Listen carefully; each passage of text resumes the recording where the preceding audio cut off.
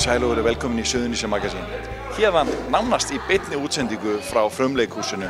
Leikfélag Keflavíkur er 60 ára og er að frumsýna nýjan söngleik Fyrsti kossinn. Hvorki meira né minna. En við verðum með fleira í þættinum. Við heimsækjum 30 ára félag eldri borgara á Suðurnesjum og skoðum orma í Njarðvíkurskóla. En skoðið hérna aðeins meira með okkur. Þennan nýja glæsilega söngleik.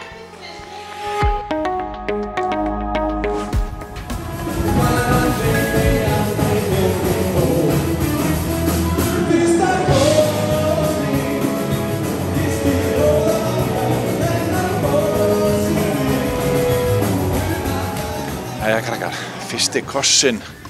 Þetta er risastórt dæmi í Bíllabænum. Já, þetta er það. Mjög svo. Og þú náttúrulega alveg yfir tengd málinu. Já, og rosalega stressuð og spennt einmitt út af því. En Ómar er nú eitthvað, síðan er nú að róa þig niður, ekki?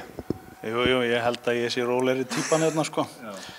En ég get alveg dottið í smá spennu yfir þessu líka, sko. Maður er náttúrulega ekki hvert skipti sem maður er að skrifa söngleik í fyrsta skipti, sko. Þannig að það er ákveðin spenna sem fylgir því.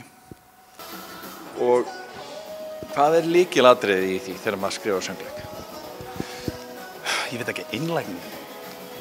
Þegar maður er að búa eitthvað til frá, ég segi nú ekki grunni, en samt, þú veist, þegar maður er svona spinna í kringum tónlist, reyna að vera svona einlægur í því sem maður er að skrifa, búa til. Hvernig kemur hugmyndin?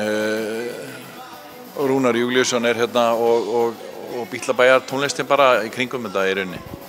Já, sko, þessi hugmynd er búin að vera hjá leikfélögum bara í mörg ár, en það einhvern veginn gerðist ekki neitt. Þannig að við bara ákváðum að taka málinn í ein hendur þegar við byrjuðum saman. Við vorum bæði búin að vera mjög spennt fyrir þessari hugmyndi, svo var ekkert að gerast. Við vorum bæði búin að ganga með þessa hugmynd í maganum í sikkoru lagi, sko, svo bara byrjuðum við að tala um þetta saman og þá bara fór boltinn að rúlla, sko. Og það var náttúrulega hæg heimatökin hjá þér.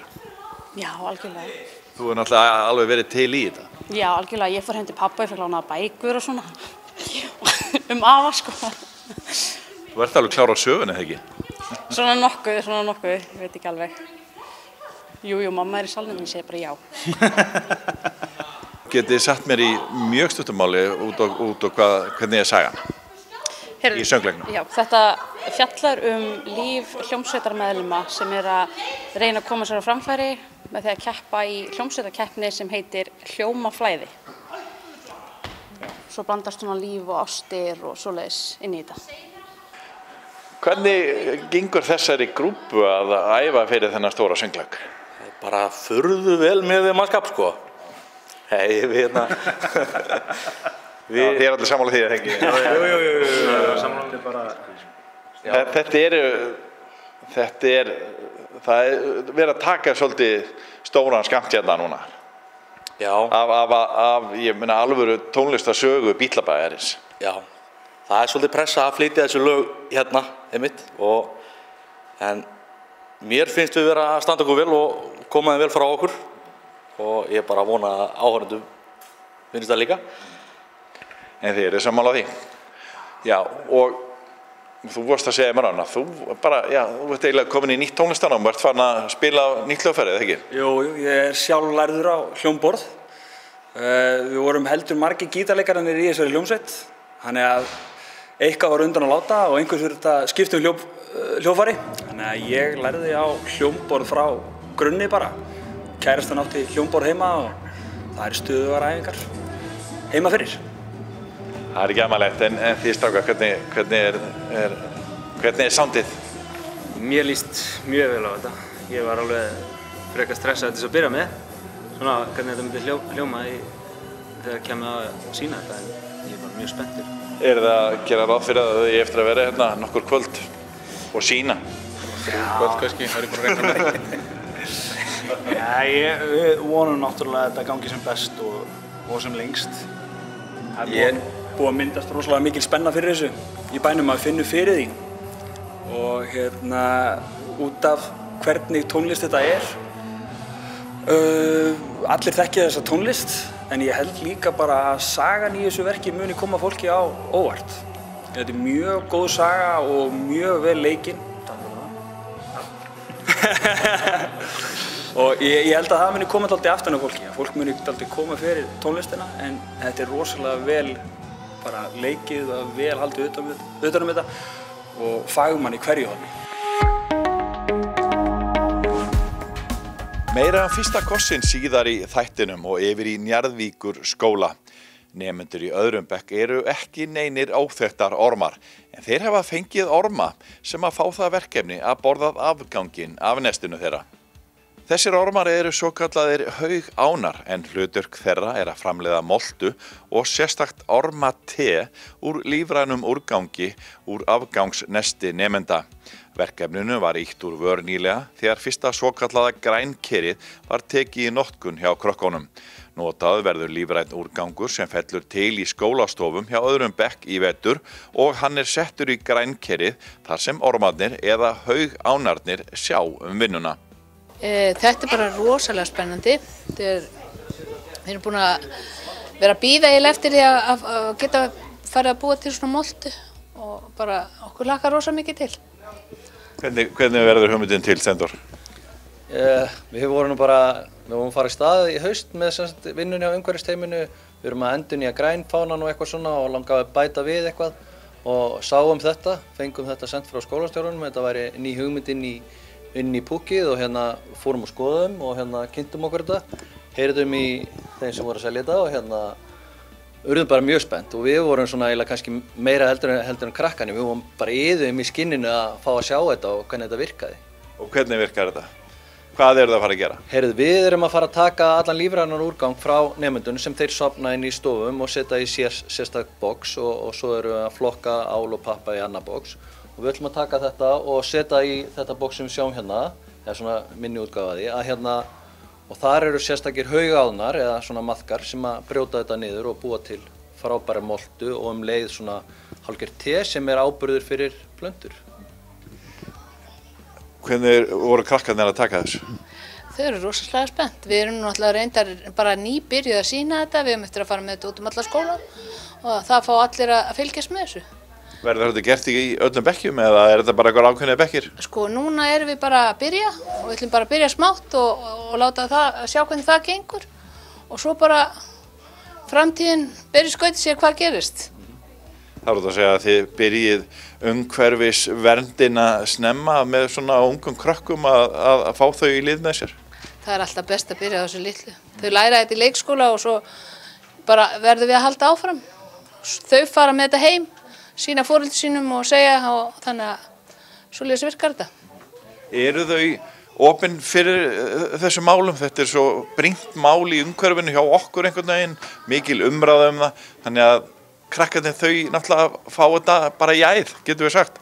Ég myndi halda það, krakkar, ungt fólk er rosalega hugsandi yfir málum framtíðarinnar og leið við erum að kenna þeim hvernig þetta virkar, strax svona ungu börnum, þá held ég þetta bara virki ofsalega vel og þau skilja hlutina miklu betur því að það þarf greinilega að gera gangskur í öllum þessum málum. Og eins hvað þið eru að láta þau flokka? Sko, flokkun í Njarðvíkurskóla er orðin bara partur af skólamenningu. Við tökum, þau taka til á lóðinni, bekkjunum skipt niður í dag eða vikur og það taka allir rusla á lóðinni og svo flokka allir í stofum og það eru flokkunarkassa niðri líka í matsalnum. Þannig að þetta fer allt eins og á að fara, allavega við erum að gera okkar besta. Við erum að fulli einhverju umhverfismennt, við erum svo erum við líka gróðursetja, við vorum að gróðursetja núna í haust og svo aftur í vor, þannig að krakkarnir eru svolítið involverið í að bæta umhverfið sitt og taka þátt í að gera heiminn betri. Munu þau koma með lífrænan úrgang, hvernig mun þetta gerast? Já, þau eru náttúrulega með skólanesti sitt og svo framvegis, þau eru með grænmeti eða ávexti og eitthvað svona sem gengur af og það var eins og við settum í morgun, við var eitthvað smá eftir að bananahýði, það var epli og vínber og svona og þetta er bara tilvalin fæða í moltugerð. Þannig við erum ekki að tala að það hádegismaturinn verði notaður í þetta þannig. Ekki til að byrja með minnst, en kannski verður það í framtíðinni. 5 ár. Vonandi. Eftir 5 ár, eða hvað segir þú? Þá eru allur skólamatur, allur afgangurinn, hann líka alltaf að minnka. Við erum að vigta lífrænan úrgang, matarsóun, það allir að vinna á móti því. Þannig að eftir 5 ár verðum við bara komið með stóra vinnslu. Þórarinn hjá Grænker, þú ætlar að hjálpa Njarðvíkingum í þessu máli, segðu okkur aðeins frá því. Já, ætla að leggja hönd á plóg, ég veit ekki þannig að þetta náttúrulega eitthvað sem hægt að gera í litlum skömmtum og mjög svona áhugavert sérstaklega fyrir skólan að bæði læra af þessu og líka einhvern veginn, hvað ég að segja, átta sig á þessum skrefum sem við verðum öll að þurfa að taka núna á næstunni. En já, þetta tækni sem við rákumst á hjá Grænker og ákváðum bara að slá til og sjá hvort að einhver annar myndi hafa áhuga á þessu eins og við. Og í sjálfu sér þetta svolítið svona furðuleg tækni, því að við erum að nota lífverur til þess að brjóta niður okkar eigin úrgang. En af okkar reynslu, nú erum við búin að vera í þessu í svolítinn tíma og moltan sem kemur að þessu gríðarlega gott hvataefni fyrir plöntur og svo ormateið sem Steindór nefndi áðan virkar líka gríðarlega vel fyrir bara vökvaplöntur eða hvað annað lífrænt. Þannig að já, við allavega höfðum samband við Njarðvíkurskóla og spurðum hvort að þau myndu hafa áhuga á því að skoða þetta allavega með okkur.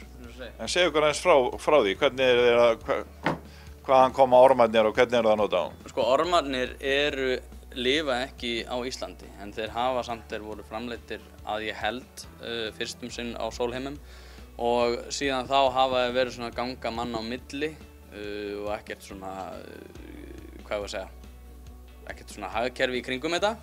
En þetta sem sagt, maður skapar bara heimili fyrir ormana og gerir þeim kleift að vinna lífrænan úrgang á miklu betri máta heldur en gengur að gerist í til dæmis venjulegri moltugerð og það býr til heimili, kemur ormónum í og svo getur þú verið að losa þig við þinn lífrænan úrgang í þennan kassa. Afurðin verður eins og ég nefndi áðan, bara mjög góð molta og þetta hvataefni sem kemur frá þessum ormatei. Þannig að ormarnir að vinna vinnuna miklu betur heldur en í öðruvísi eða hefðbundinni moltugerð? Já, ég ekki líffræðingur sjálfur, ég held að það sé betur, en ég veit allavega hraðar. Þetta miklu hraðara ferli, það að segja ef þú vilt ekki þurfa að rúa öllum lífrænum úrgangi einhver risa tunnu fyrir aftan hús og bíða í mjög langa tíma, þá þetta aðferð þar sem þú getur unnið þetta miklu hraðar, færð efnið í minni skömmtum, nærðan nýta það betur, þú þarft ekki bara að hrúa því á einhvern jarðveg, getur notað á plöntunni þinnar og fleira þess háttar. Þannig að þetta allavega hraðar og ég tel að þetta sé töluvert betur. Og ormarnir, þeir eru sem sagt að innbyrða lífræna úrganginn. Já, og skila honum svo frá sér. Akkurat. Og úrverður úrvalsmolta. Úrvalsmolta og úrvalsormate sem má ekki gleyma, sem hérna neðan, það sem tappað af. Þannig að það verður spennandi að fylgjast með þessu. Já, Krakkarnir voru áhugasamir. Já, eins og segi, þetta fyrsti skólinn sem við kynnum þetta svona fyrir og ég eiginlega bara spenntur og Steindór því að sjá hver afurðin af þessu verður. Verið velkomin á safnahelgi á Suðurnesjum 16. til 17. október. Fjöldi viðburða, sýninga og tónleika. Öll söfn opin. Aðgangur ókeypis.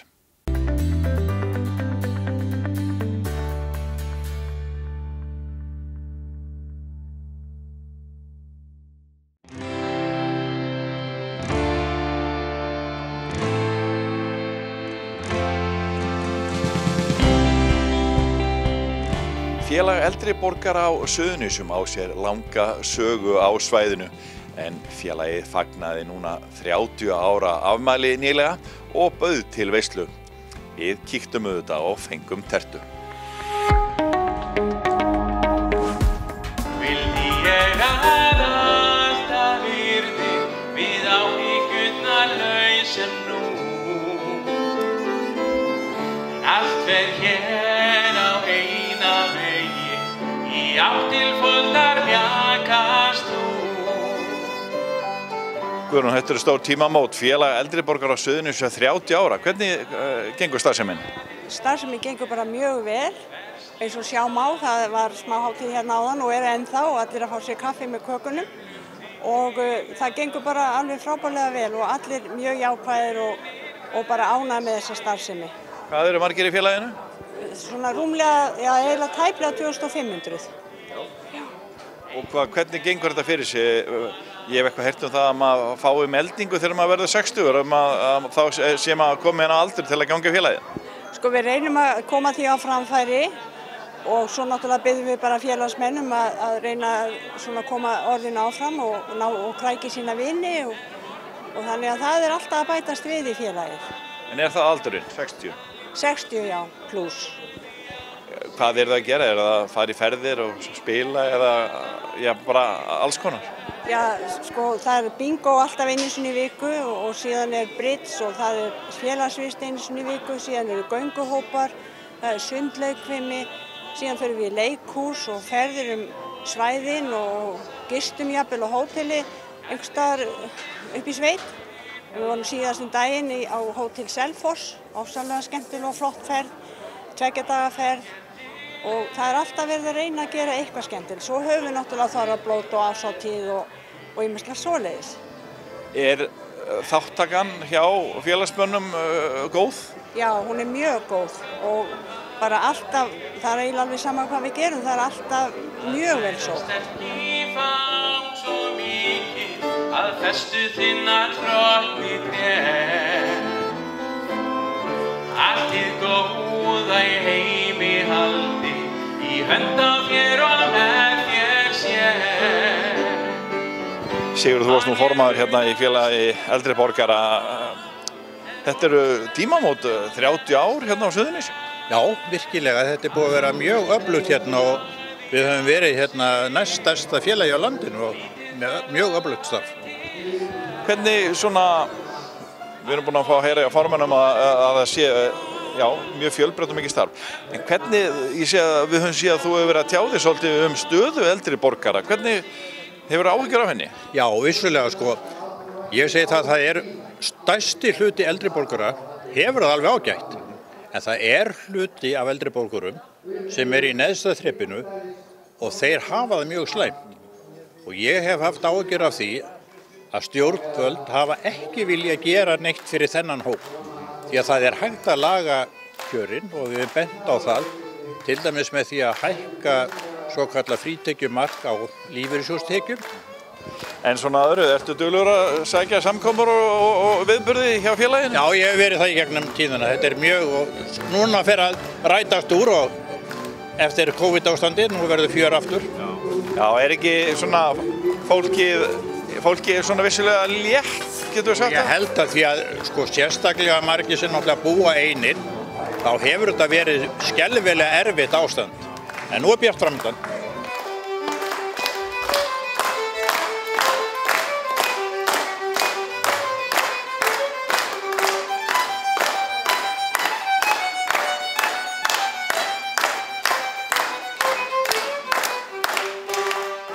Þetta ekki gríðarlega mikilvægt þessi félagslegi þáttur, ekki bara þegar maður yngri, ekki síður þegar maður verður eldri? Ég held það og sérstaklega núna eftir að COVID-faraldurinn gekk, þá náttúrulega voru margir einmann og margir einir heima, en nú sem betur fyrir það gengið yfir og vonandi kemur það ekki aftur og þá fólkið bara alveg tilbúið að koma og vera með okkur og bara vill hafa líf í kringum sig. Fannst þér hvað getur við sagt, fannst þér þetta koma illa niður hjá mörgum, COVID-ið? Ég held það frekar og sérstaklega náttúrulega félagsstarfsemin hjá okkur. Við vorum búin að undirbúa bæði alls konar ferðir og leikhúsferðir og ýmislegt að gera og fá ræðumenn til að koma til okkar en svo bara alltaf bara smellt í lás. Þannig að við erum bara að byrja núna fullum krafti aftur. Þannig að það búið að, þetta félagið 30 ára, það sýnir það að það er búið að vera góð starfsemi hérna fyrir eldri borgar á Suðurnesjum í áratugi. Já, það var nú reyndar styrktarfélag aldrara, var forveri á þessu félagi og það var stofnað 1975 og það byrjaði á því í sambandi við Gísla Grund og það byrjaði svona með, eiginlega var raun og veru bara upphafið að þessu. Síðan var það lagt niður og þetta félag var stofnað fyrir 30 árum síðan. Og þið ansi margir sem búa hérna, já, við getum sagt í þessari félagsmiðstöð sem Nesvellir hérna í Njarðvík eru. Já, og það nefnilega svo þægilegt fyrir þá sem eru kannski og eiga ekki gott með að fara úr húsi eða gott með gang, að þá geta þau komið hérna niður og til dæmis alltaf alla föstudaga, þá eru létti föstudagar og þá eru við með hljómsveit annan föstudaginn og þá eru spilað og sungin ættjarðarlög og fólki getur óskað eftir þessum lögum, það bara óskalisti, við erum með bækur, söngbækur. Hinn föstudaginn þá sér annarkvort Hrafnista eitthvað skemmtiatriði eða Reykjanesbær. En það alltaf eitthvað fjör hérna alla föstudaga, fyrir utan náttúrulega alla hina dagana líka. Óskum Reykjanesbæ og knattspyrnufólki til hamingju með nýjan gervigrasvöll. Byggingarfélag Gylfa og Gunnars, tækniþjónusta SA, vökvun.is, JBO Pípulagnir, Nesraf, Ellert Skúlason.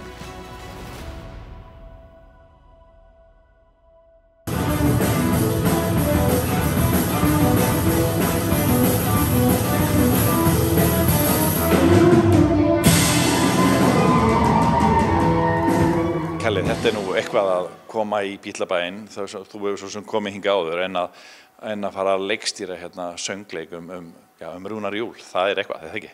Það eitthvað svo sannarlega og bara mikill heiður og ánægja, vissulega. Þetta stórt verk, stórt og mikið verk og það já, alltaf heiður að fá að starfa með Leikfélagi Keflavíkur. Þetta annað skipti sem ég set upp sýningu hérna og það bara einstaklega ánægjulegt.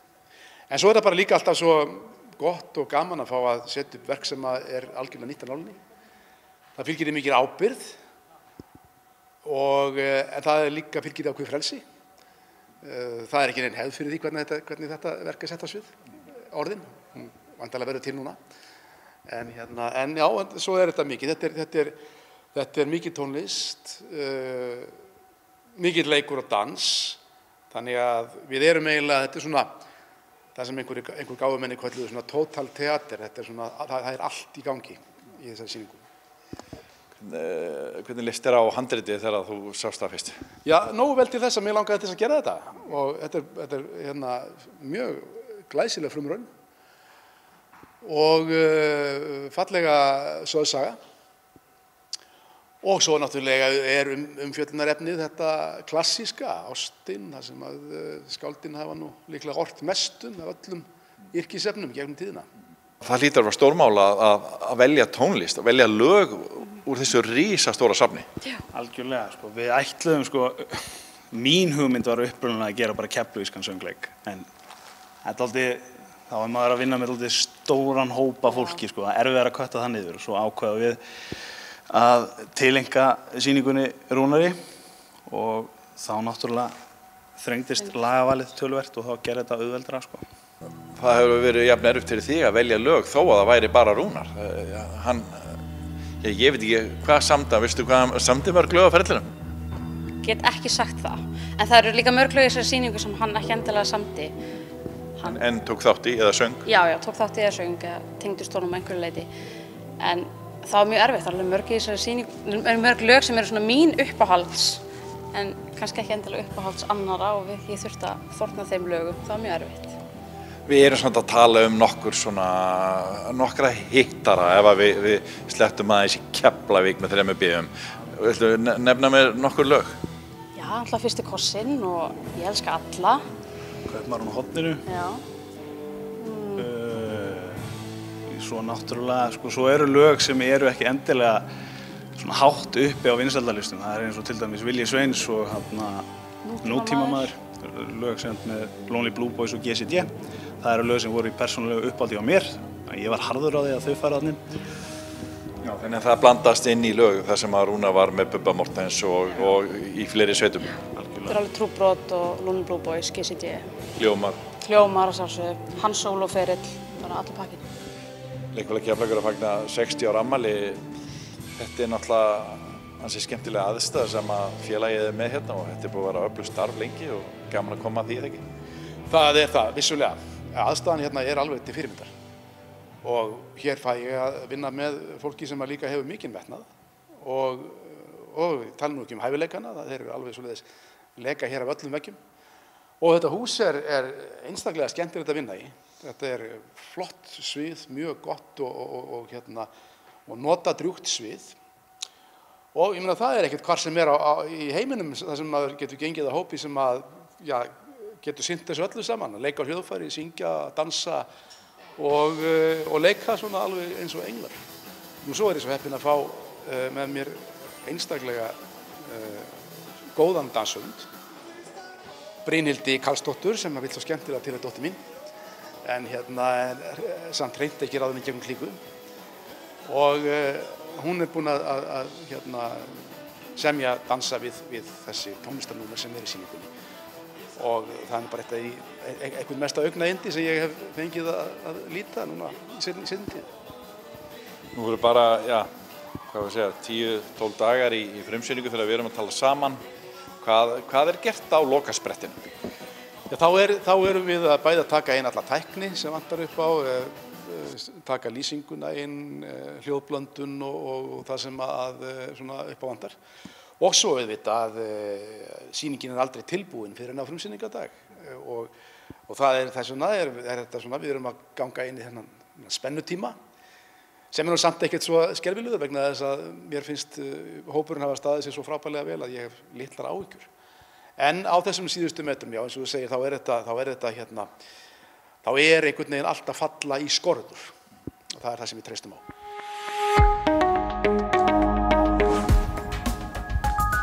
Já, takk kærlega fyrir áhorfið í þessari viku, en við hjá Víkurfréttum, sem að framlögum þennan þátt, erum að gera ýmislegt í fjölmiðlun. Við erum búin að gefa út bæjarblað í yfir 40 ár og erum enn að gefum út í pappír og á netinu í hverri viku, ókeypis og aðgengilegt öll Suðurnes.